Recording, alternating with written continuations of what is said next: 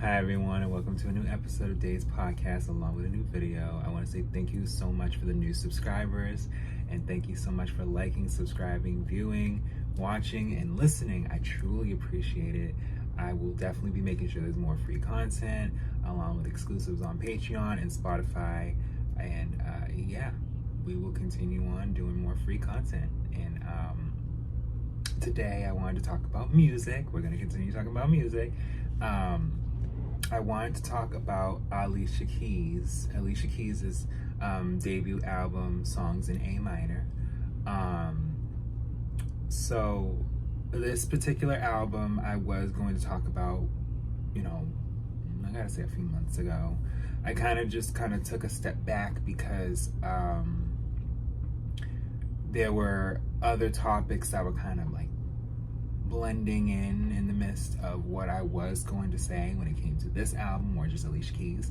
So I wanted to make sure that cohesively, when you look back at other episodes, it's like, okay, so this is when this pieced in and this is when this pieced in, and it's like, yes, like all this was going on. And I say this in my other videos where it's like there was all these different artists emerging, all these artists coming back, and debut albums still happening. So but yeah, let's get into it. So, Songs in A Minor is the debut studio album by American singer Alicia Keys, songwriter as well. Released on June 12, 2001 by J Records. So, in this peak moment, like I said in previous videos, in 2001, we already got Destiny's Child, we got Missy, we got Janet back, Timbaland and Genuine, and just so many people was coming back in 2001, as opposed to already being back in 2000. And a lot of singles were coming out at that time too.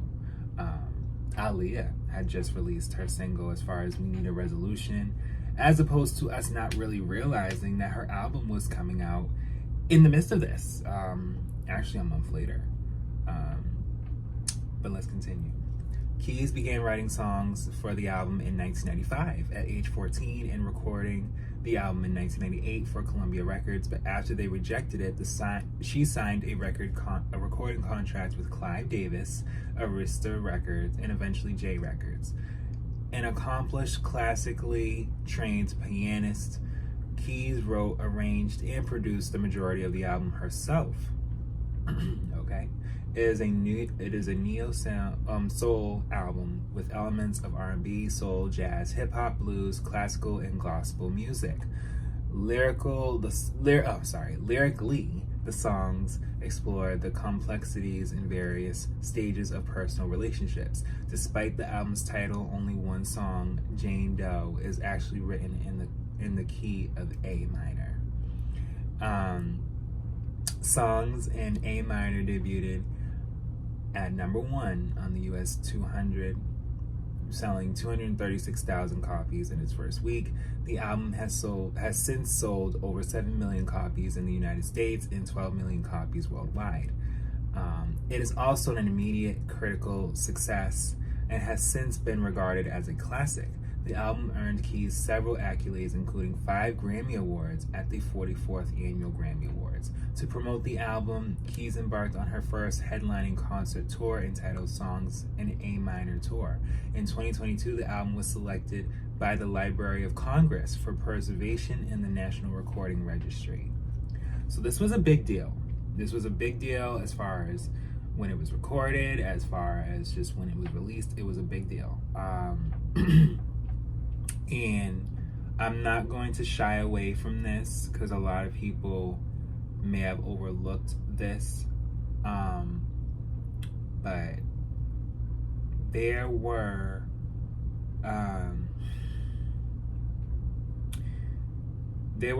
artists that would have had more shine or just as much shine in this time.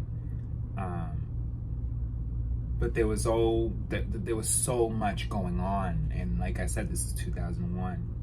So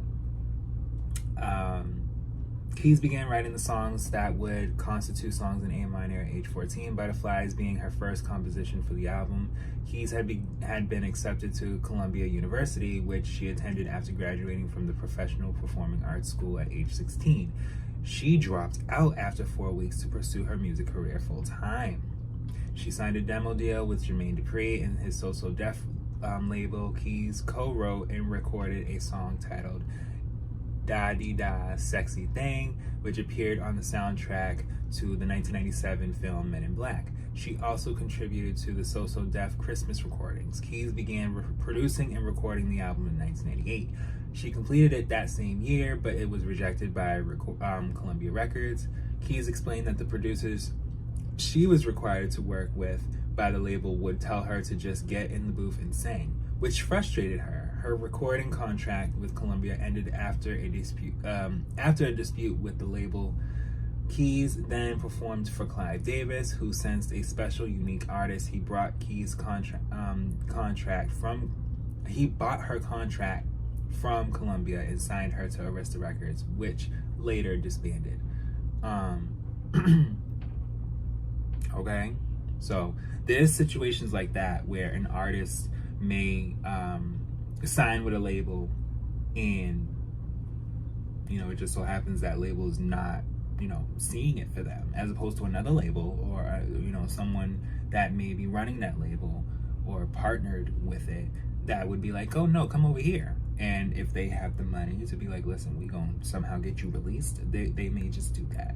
And this is why in recent previous episodes I've been saying you don't have to worry about all that independent, because when you go wherever you want to go and you book what you want to book, you ain't got to worry about nobody telling you, okay, this isn't right. Because when you go on that stage and you see over 100 people clapping and saying yes, that's all you. Ain't got to worry about up here or anyone talking about what's next. That's all you. That's all your promo.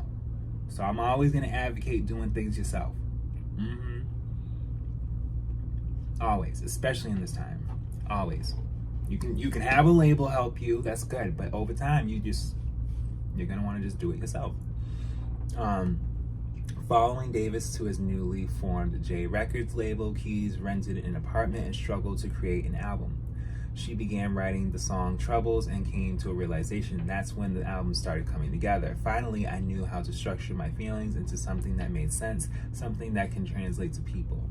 That was a changing point. My confidence was up, way up. Keys learned how to produce by asking questions of the producers and engineers. She wrote, arranged, and produced a majority of the album.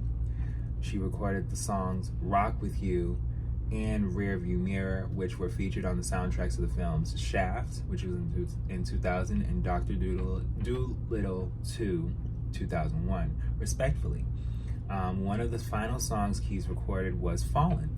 A total of 32 songs were recorded for the album, originally titled Soul Stories in A minor. The title of the album was changed over concerns that it would limit exposure only to Black radio stations.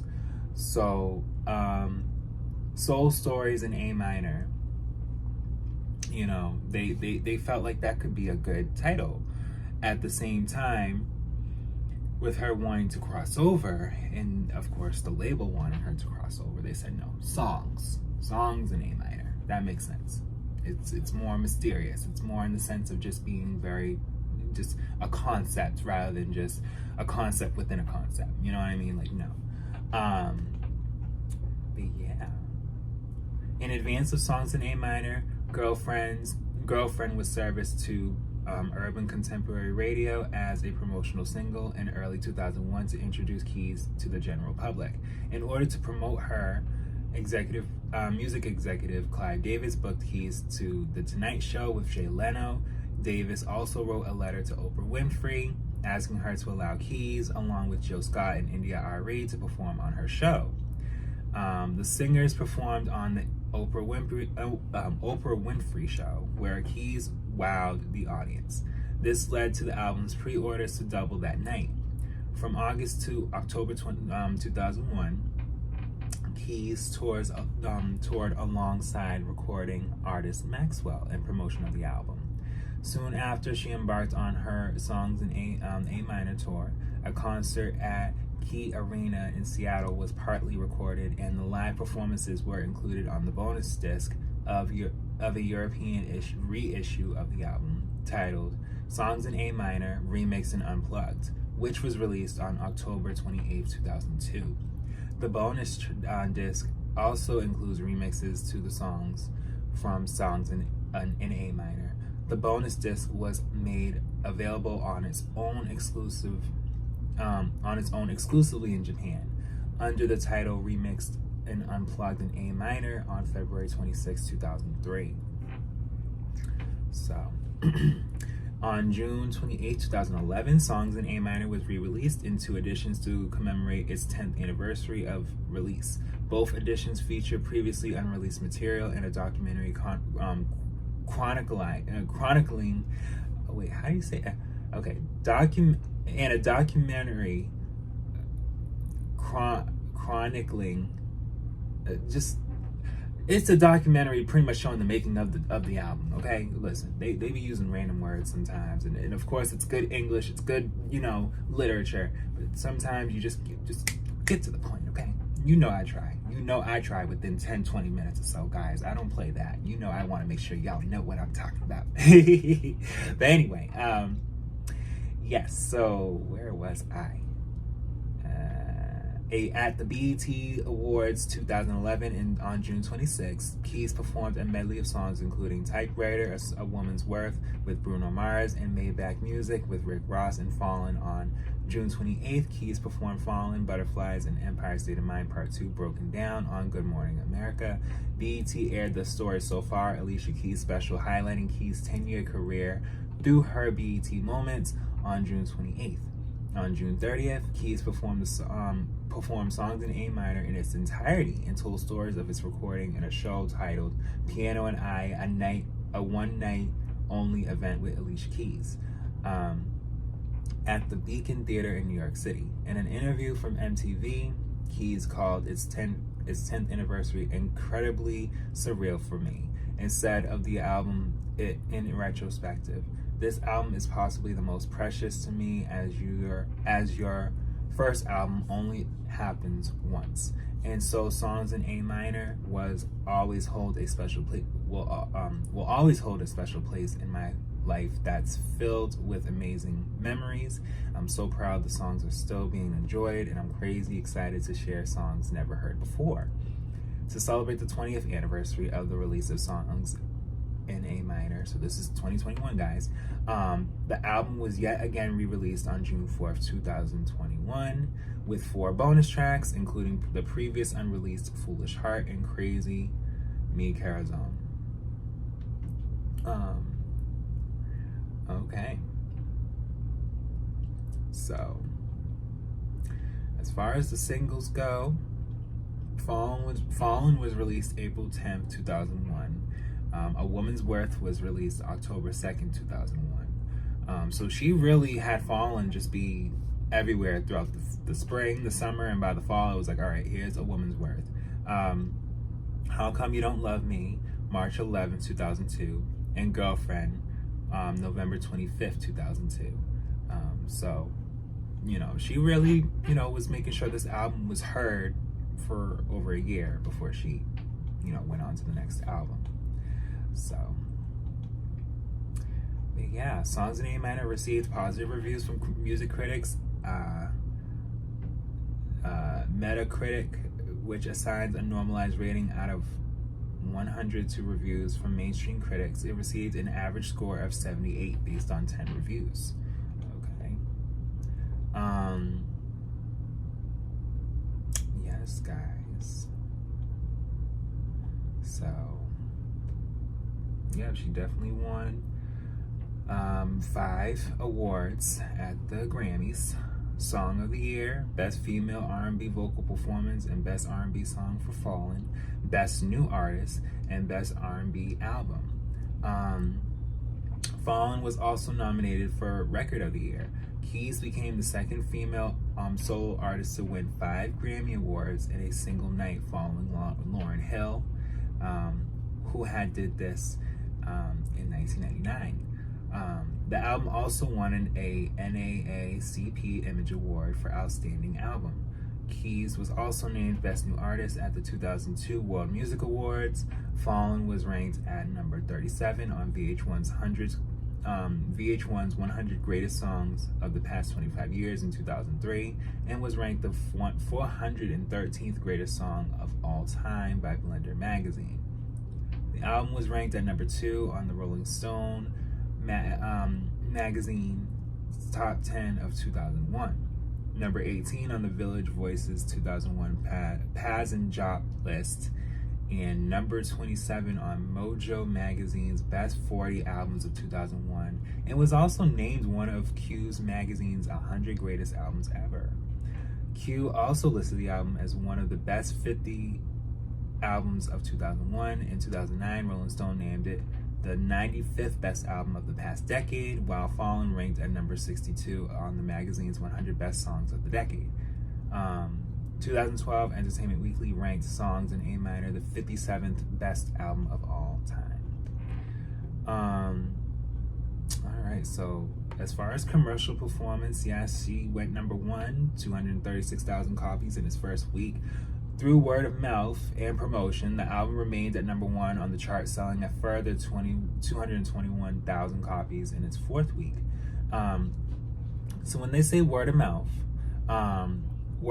is the passing of information from person to person using oral communication, which could be as simple as telling someone the time of day. Storytelling is a common form of word of mouth communication. I mean, it's not necessarily what I'm doing right now, but I mean, I'm actually reading, history and things that are actually documented. But that back in the day was a real thing. Like, you had to have people talking about you. And I've said this before when it came to Megan's album. Your name is what gets you going. Your music can be great, but it's your name. When they know your name and they love your name, you going somewhere. So, people saying, oh my God, Alicia Keys' album's out and Fallen's on there, and I just heard it on the radio, but I ain't got to hear it on the radio like that because I got the album and I might buy it again. That's what it was back in the day. And it wasn't just for her. You'd be surprised how much word of mouth was going on back in the 90s. Never mind the 80s, okay? So, that's a big deal. But yeah, guys. The album spent a total of 3 non-consecutive weeks at number 1 and became one of the best-selling albums of 2001. As of June 2014, the album has sold 6.3 million copies in the US. Billboard ranked the album at number 32 on the Billboard Decade and chart for the 2000s, and at number 12 on the top R&B hip-hop albums decade and chart. In 2001, the album was the 7th best-selling album globally, selling 6.7 million copies. By March 2008, Songs in A Minor has sold over 12 million copies worldwide. On August 19th, 2020, the album was certified septuple platinum by the Recording Academy for combined sales and album equivalent units of 7 million units in the US. Let's get into the track list. So, track 1 is Piano and I. Track 2 is Girlfriend. Track 3 is How Come You Don't Love Me. And honestly, Prince is a writer on that, okay? I didn't know. Track 4 is Fallen. Track 5 is Troubles. Track 6 is Rock With You. Track 7 is A Woman's Worth. Track 8 is Jane Doe. Track 9 is Goodbye. Track 10 is The Life. Track 11 is Mr. Man, duet with Jimmy Crozier. Track 12 is Never Felt This Way, interlude. I didn't even know Brian McKnight was a part of this as well. Brian McKnight actually produced Goodbye as opposed to the interlude with Never Felt This Way, okay? Butterflies is track 13. Now, I'm not gonna keep going yet because I know y'all want me to talk about butterflies. So Butterflies is so soothing. You get me butterflies. I can control the butterflies. I think about that song sometimes. And I think no one was ready. No one was ready. And I want to tell people this.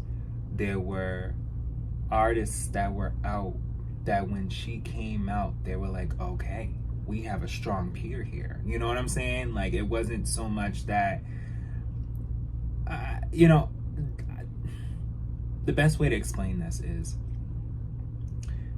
when you have artists that come out and vocally or visually they're appealing, it's not so much just a sense that it has to be completely competition, because I know that's where people are getting at. It's more or less just a sense of, how do I coexist? And that's what most artists think about, whether it's rap, R&B, anything. It's like, how do I coexist with this? Because everyone's gravitating to this and I am this, you know what I'm saying? So that's where it lies with, and I want to keep it all the way real with y'all, because no one speaks on that. Everyone always wants to speak on, all right, well, no, they could have did this and then, no. It really be about, how do you coexist in this type of environment or in this type of time in this moment, you know? How do you coexist with artistry that is out this way? And if you ain't worried about it, then shoot, it gonna pop, because you focused. You doing what you gotta do. You don't gotta care about what other people are doing and how they do it, because it's just, you know, these are your peers. They're not, you know, they're not in the studio with you. They're not watching your every move. And no one should feel that hostile, okay? You gotta just do you, okay?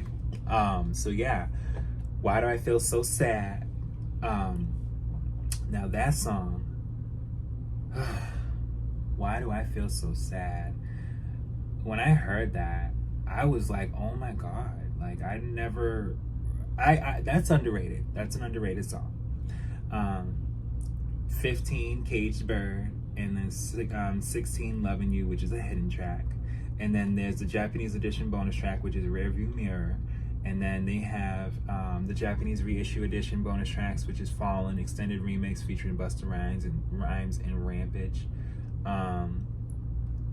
19 is A Woman's Worth remix, a radio edit. The UK special edition bonus tracks had remixes for both Fallen and A Woman's Worth, with Loving You being the hidden track. And the DVD audio edition bonus videos, they had Fallen, A Woman's Worth, and Girlfriend. So those music videos, because I know that's what y'all are also wondering, like, you know, as far as the music videos, how did they do? They did well. You know, they were played, and I think that's another thing that was very much important and became more important over time, was the fact that people are visually wanting to be seen more, you know, or they need to be. The 20th anniversary digital edition bonus tracks are Fallen, I Won't, Crazy World, Foolish Heart, Crazy Me, Corazon. So that's 17, 18, 19, and 20, respectfully. Now, the Brazilian and Japanese edition remixed and unplugged in A minor. So there's quite a few remixes along with live versions of these particular songs, mixtape versions, listen, there's all different songs that were released within the anniversaries. Okay, she even put out Gangsta Lovin'. I just wanna rock you. Okay. That was on the remix and unplugged for the Japanese edition. They said, listen, we're gonna just put this on here. Which I would have felt that could have been on the main version, even though it's Eve's song. But yeah. But yeah, guys, that's pretty much, you know, songs in A minor. Definitely listen to it. It is a good album, and it definitely, like most debuts, was able to make way for what was coming next for her, because Diary of Alicia Keys was where she took it a step further, and that's where people really was taking her seriously and was like, okay, no, she's really Alicia Keys. But yes, I thank you guys so much for watching and viewing and listening, and I'll be back with more.